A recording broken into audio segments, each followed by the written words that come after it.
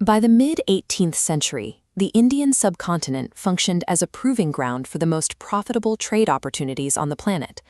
Two multinational entities competed for dominance over this trade, the British East India Company and the French East India Company. This image shows Fort St. George, the militarized headquarters for British operations. Both corporations are locked in the Carnatic Wars, a stalemate in southern India. While the French initially controlled the coast, overheads to maintain these warships and fortifications are exhausting both companies' capital reserves.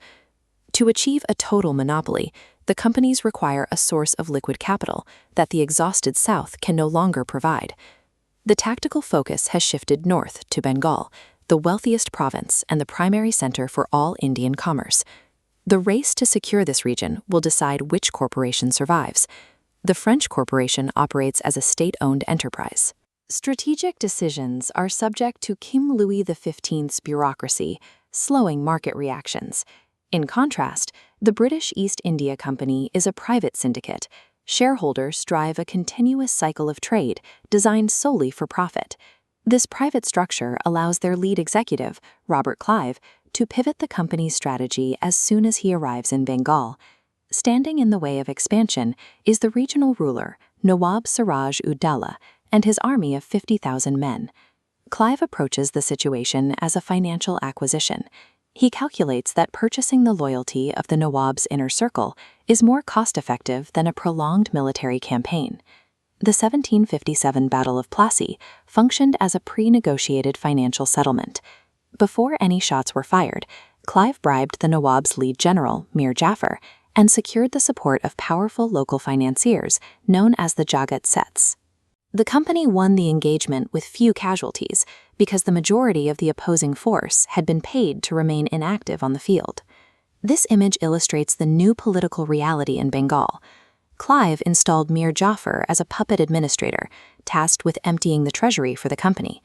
When Jafar could no longer meet the company's financial demands, the board replaced him with his son-in-law, Mir Qasim. When Qasim attempted to regulate trade to protect his own economy, the company declared war, dissolved his administration, and took total control of the province. By 1765, the company held absolute power over Bengal, but officially claiming the territory would force them to pay for the high costs of civil administration. Robert Clive bypassed this expense by implementing a two-part administrative framework called the dual system. This diagram shows the first half, the Diwani. The company collected all provincial taxes, funneling them directly into their vaults. The second half, the Nizamat, left the Nawab responsible for law and infrastructure, with absolutely no tax revenue to fund them. Clive used this setup to maintain a facade of local rule.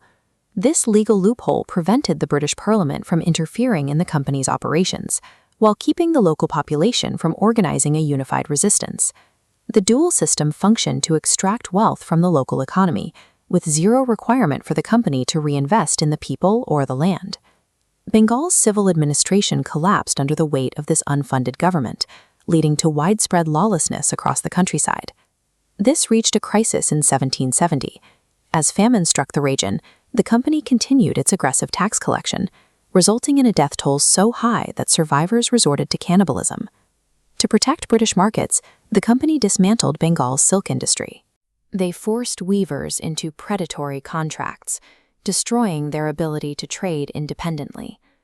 The capital extracted from Bengal's economy funded the final phase of the global rivalry with France, providing the resources needed to defeat them at the Battle of Wandiwash. The colonization of India began as a corporate endeavor, where the focus on a profitable bottom line took precedence over the preservation of the society that produced it.